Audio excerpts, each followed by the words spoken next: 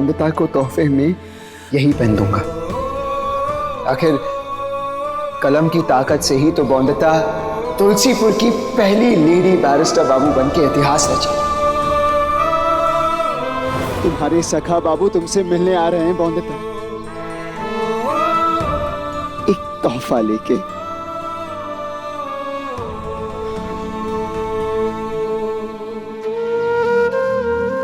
साफ कर वो गंदगी, वहां से भी और अपने दिमाग से भी।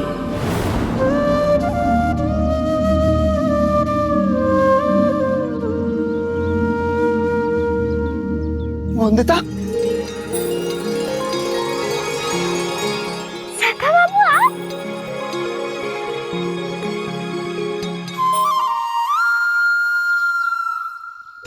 ओहो बौंदता, फिर से सपना देख रही है तू।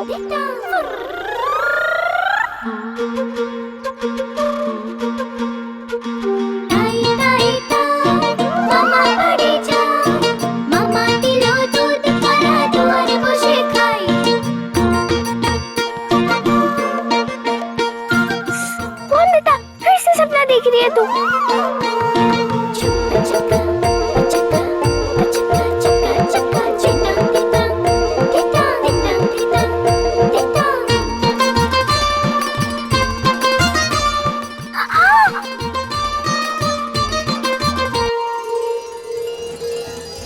सच में हो? हाँ बौंदता, सखा बाबू।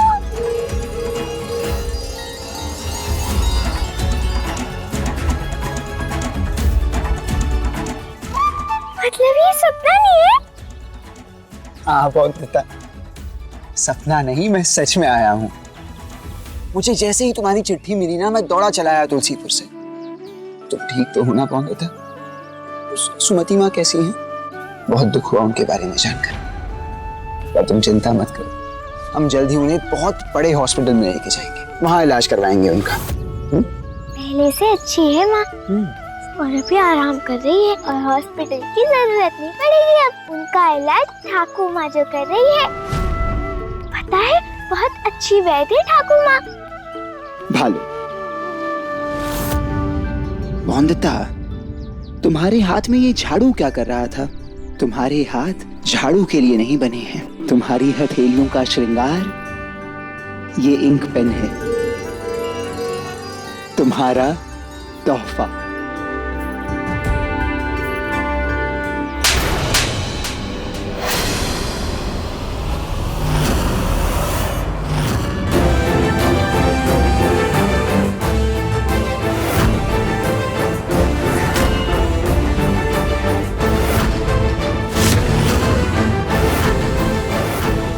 बनिए के लिए ब्याज और औरत के लिए लाज से बढ़कर कुछ नहीं।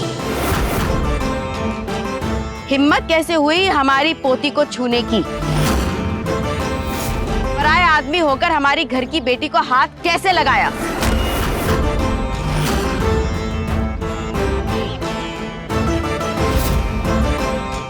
पर पराया कहाँ हूँ मैं अनिरुद्ध रॉय चौधरी। तुलसीपुर से शायद आपने मुझे पहचाना नहीं। थोड़ी मिश्री थोड़ा नीम, बन गई मैं हकीम। आप अनिरुद्ध रॉय चौधरी हो? जी। आपने पहले बताया क्यों नहीं? बताना चाहिए था ना। मेरी समझ की भूल से भी आप पर हाथ उठ गया। अब हाथ भी सर की बजाय गाल पर पड़ा है। ये भी नहीं कह सकती कि आशीर्वाद समझ लेना। फिर भी कोई बात नहीं, बड़ों का सबक समझकर ही याद रख लीजिएगा। अरे रिमझिम बहू, तो क्या अब रेडियो पर चित्रमाला सुनकर बरसेगी? देखो जमाई बाबू आए हैं, इनके स्वागत के लिए इनकी आरती उतार, मिष्ठान ला, फूलों की बारिश कर, पैरों में मलमल का गालीचा बिछा। अरे देखती नहीं, जमींदार आए हैं। धूल इनके पैरों में लग जाए तो दाग हमारे माथे पड़ जाता है। ऐसा कुछ करने की कोई जरूरत नहीं है, मैं तो बस बॉम्ब देता। हम लड़की वाले हैं, जरूरत आपकी नहीं हमारी है। तुक्का माँ, बौंदिता, ये क्या हाल बना रखा है तूने अपना? तेरा चेहरा इतना उतरा हुआ क्यों है? और तूने अपनी मांग भी नहीं भरी? समझ गई। तू चाहती थी कि तेरा पति खुद आकर तेरी मांग भरे, है ना? देखा जमाई बाबू, ये भी समझती है कि बिना सिंदूर औरत के लिए सब बेनूर। आखिर जिसे पिया चाहे वही सुहागन तो भाए।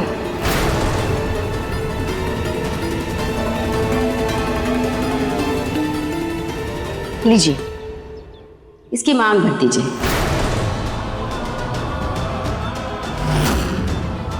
आप सबके सामने घोषणा करता हूं कि मेरी और बौंदता की शादी कानूनी तौर पर टूट गई है। चलिए सिंदूर लगा दीजिए। मानते हैं ना इसे अपनी पत्नी? रिश्ता है ना आप दोनों का, तो लगाइए सिंदूर, भरिए इसकी मांग, लगाइए सिंदूर।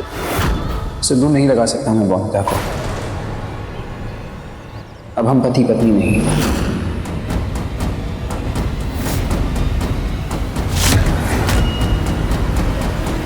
तो किस रिश्ते से हाथ पकड़ा मेरी पोती का?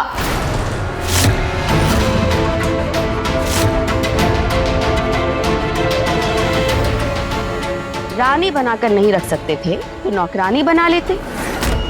मंदिर का प्रसाद न सही, चूहे मारने की दवा समझकर घर के किसी कोने में रख देते कि शायद किसी दिन काम आ जाए। पर रिश्ता तोड़ा क्यों? और अगर तोड़ दिया तो इसे छुआ क्यों? क्योंकि वो बौंदता है, मेरी बौंदता। मैं इसका शिक्षक बाबू हूं, इसका सखा बाबू हूं। मेरे जीवन का लक्ष्य है बौंदता।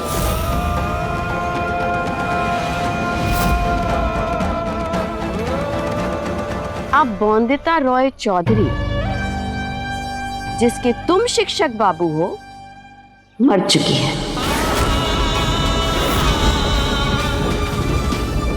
अब तुम्हारे सामने खड़ी है इस घर की बेटी बौंदिता दास।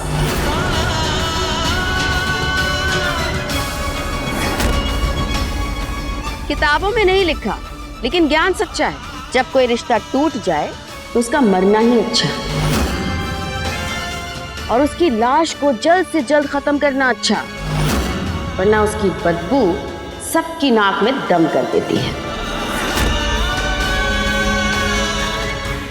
देखिए, अगर आपको मुझसे कोई शिकायत अपनों से होती है, और मैं तुम्हें अपनों में नहीं गिनती। मैं भी तुम्हें ये सब क्यों बता रही हूं? तुम ही बताओ, तुमने बौंदिता से रिश्ता तोड़ा क्यों? और अगर रिश्ता तोड़ दिया तो अब बौंदिता क्या है? सुहागन है, विधवा है, या छोड़ी हुई औरत है? क्या है? पति पत्नी का रिश्ता तोड़ा है, साथ नहीं छोड़ा मैंने। आदमी हो, जब चाहे तब रिश्ता तोड़ सकते हो, पर मैं एक औरत हूं और रिश्ते निभाने की बीमारी है मुझे, और मैं बौंदिता की ठाकुर मां होने का रिश्ता निभाऊंगी। बहुत हो गया तुम्हारा शिक्षक बाबू वाला खेल। अब जब तक भगवान अपनी कलम से बौंदिता का नया भाग्य नहीं लिखता, तब तक मैं तुम्हारी कलम की स्याही से अपनी बौंदिता का भाग्य लिखने नहीं दूंगी।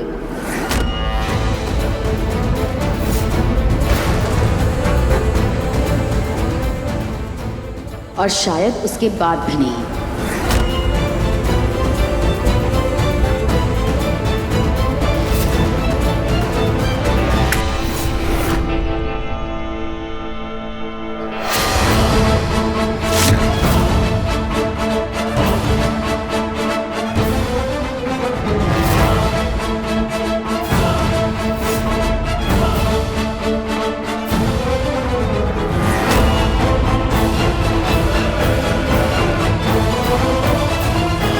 आप ये कलम तोड़ सकती हैं, पर मेरा और बौंदता का रिश्ता नहीं तोड़ सकती।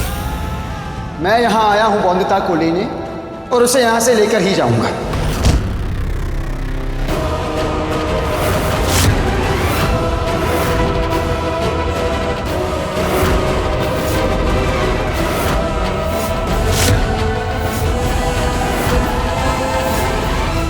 घोड़ा वार नहीं करती, पर अगर एक गाल पर पड़े तो दूसरा गाल भी आगे नहीं करती। जब जब घर की इज्जत बचाने की बात आई है, मैंने लाठी उठाई है।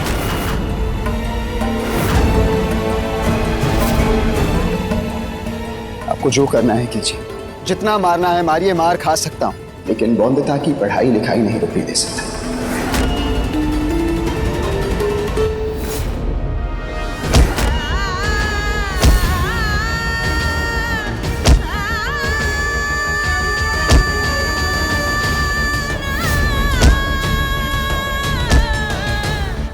आप इस समय यहाँ से चले जाइए सका बाबू।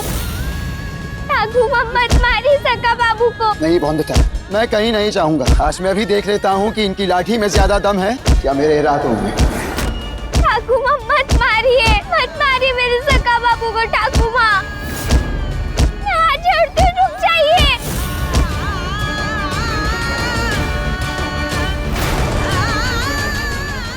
अंदर लेकर जाओ इसे।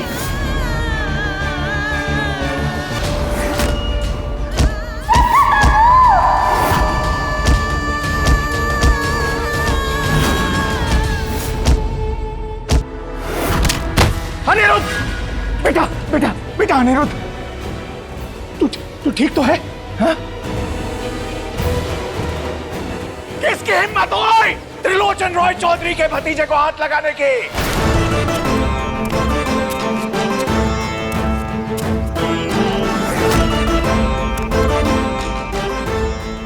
मेरी कालिंदी दास की।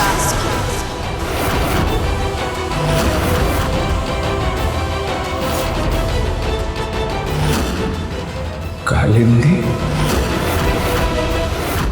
कालिंदी जी लगाइए जमींदार साहब। सका बाबू,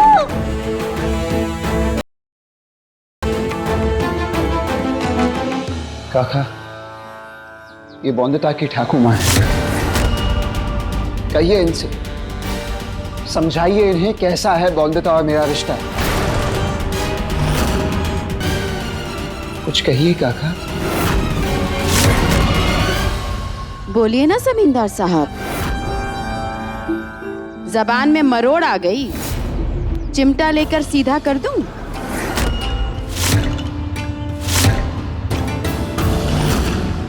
ये क्या बोलेंगे? मैं बताती हूँ। बहुत अच्छी तरह जानते हैं हम एक दूसरे को। सालों पुरानी बात है। सालों पुरानी बात है ना? जमींदार साहब बहुत बीमार पड़ गए थे। जान पर बनाई थी इनकी, जान पर बनाई थी ना। मैंने दवा देकर इनकी जान बचाई। बचाई थी ना जान?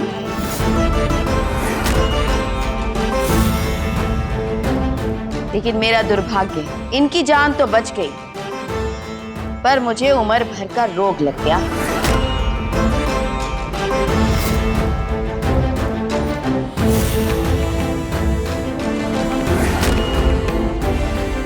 आप तो बड़े जमींदार हैं, भूल सकते हैं दूसरे का एहसान, पर मैं नहीं भूलती। चाहे वो एहसान किसी और ने मुझ पर किया हो या मैंने किसी और पर। क्यों जमींदार बाबू, याद आया कुछ?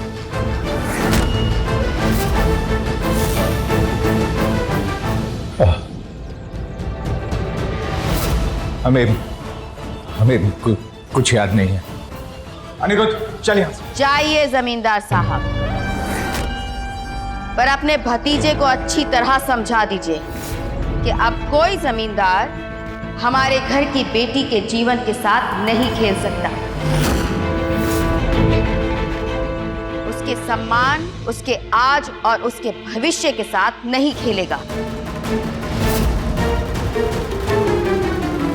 अच्छी तरह समझा दीजिए अपने भतीजे को, वरना आपकी इज्जत, आपके रुतबे पर थूक।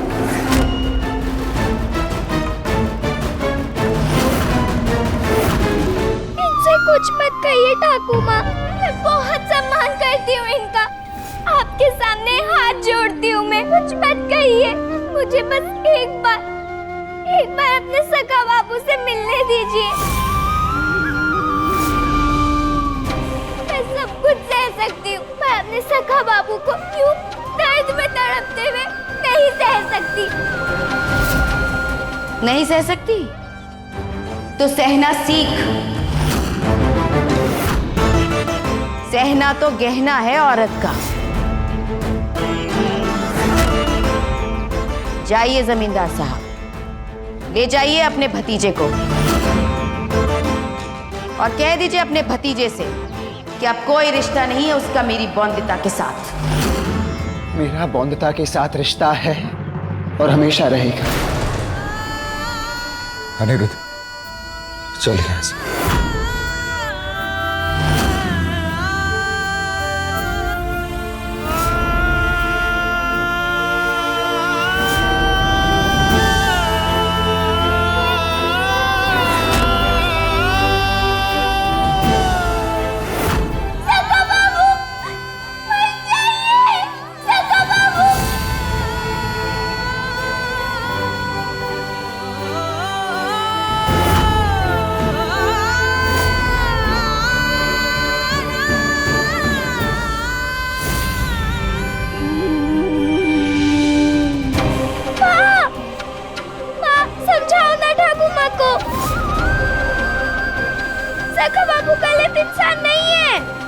थोड़ी बात थोड़ी लात, तभी समझे औरत जात। ठाकुर माँ, आपने ऐसा क्यों किया? जिस अंग में लगे रोग का जहर पूरे शरीर में फैल जाए, उस अंग को काटना अच्छा। मुझे ऐसा क्यों लग रहा है कि आप पसंद नहीं करते हो सखा बाबू को? जैसा आप समझते। मैं नहीं समझती जमींदारों की अच्छाइयों को।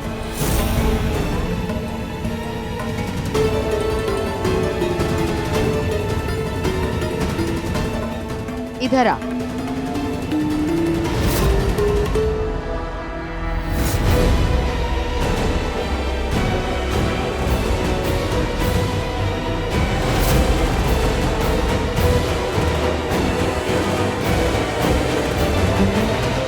आप मुझे वहां से ले क्यों आए काका? क्यों चुप रहे आप जब उन्होंने मुझे बौंदता को मिलने से मना किया? काका, क्या वो मुझे बौंदता से दूर रख सकती हैं? क्या वो मुझे बौंदता को मिलने से मना कर सकती हैं? क्या कोई भी मुझसे कह सकता है कि मैं बौंदता से मिल सकता हूं या नहीं? कुछ कहिए काका। वैसे तो आप हमेशा कहते हैं कि मैं बौंदता के लिए कुछ भी कर सकता हूं, कोई भी दीवार तोड़ सकता हूं, किसी भी रिश्ते को लांघ सकता हूं, किसी भी रीति को लांघ सकता हूं। तो फिर क्या हुआ काका इस बार? काका, आपकी चुप्पी समझ नहीं पा रहा मैं। क्या कहते हैं? कुछ गलत तो नहीं कहा बौंदिता की ठाकुर माँ ने? कुछ गलत कहा क्या? क्या रिश्ता है तेरा बौंदिता से? आप ये कह रहे हैं काका? काका, आप कह रहे हैं कि मेरा बौंदता से क्या रिश्ता है? लड़कियां परिवार के लिए मान नहीं, दान होती हैं और दिया हुआ दान कभी वापस नहीं लेते। पर हमने लिया क्योंकि जमींदारों ने हमारा दिया हुआ दान हमें लौटा दिया। अब लौटाए हुए दान को वापस मांगने का अधिकार उन्हें कैसे मिला? लड़कियां तो कोई वस्तु नहीं जिसे हम दान में दे दे। तू नहीं समझती एक आदमी के बिना कितना मुश्किल होता है एक औरत का जीवन। एक लड़की पतंग की तरह होती है जो हवा में लहराती तभी अच्छी लगती है जब उसकी डोर किसी आदमी के हाथ में हो। एक बार डोर कट गई तो जमीन पर गिरी हुई पतंग सबकी हो जाती है। फिर इस गिरी हुई पतंग के तार तार होने में बहुत समय नहीं लगता। तुझसे भी छोटी थी जब मेरी बारात मेरे घर से लौट गई थी, तब मैंने एक बात सीखी। अगर औरत ना बैठे पालकी तो वो ना घर की ना घाट की। और देख ले, तब से ना सदवा रही ना विधवा रही। अगर औरत का नाम एक आदमी के नाम से ना जुड़ा हो तो सब उसका फायदा उठाते हैं। और मैं चाहती हूं जो जीवन मैंने जिया है तू ना जिए। गलत है बौंदता की ठाकुर माँ। उससे उसकी शिक्षा छीनना चाहती हैं वो। बौंदता को अज्ञानता के कुएं में ढकेलना चाहती हैं। क्या बौंदता वहां खुश रहेगी काका? क्या मुझे बौंदता को वहां से निकालना नहीं चाहिए? मैं ऐसा हरगिज नहीं होने दूंगा। रोकूंगा मैं उन्हें, रोकूंगा। कैसे कैसे रोकेगा तुमने? क्या अधिकार है तुम्हारा बौंदता पर? पर क्यों साहब ने ये सब कहते हैं कि कितनी अच्छी वैद है आप। पति का नाम नहीं मिला, ससुराल नहीं मिला, तेरे बाप दादा के बनाए हुए इस वैद के काम को करना पड़ा। तेरे बाबा काका सब छोटे थे, पर तेरे दादा तो भगवान के पास चले गए। तभी तो वैद बनकर परिवार को पालने की जिम्मेदारी मुझ पर आ गई। उस समय दवाइयों का ज्ञान मेरा गुण नहीं, मेरी मजबूरी थी। अपने हुनर को अपनी मजबूरी का नाम क्यों दे रही हैं आप? मेरे सखा बाबू कहते हैं कि आदमी और औरत एक समान होते हैं। पढ़ाई और बुखार जब लड़की जात के दिमाग पर चढ़ जाए तो आहिस्ता आहिस्ता ही उतरता है। पर अब बात से समझे या लात से, तुझे संस्कार और रीति रिवाज तो सिखाने पड़ेंगे।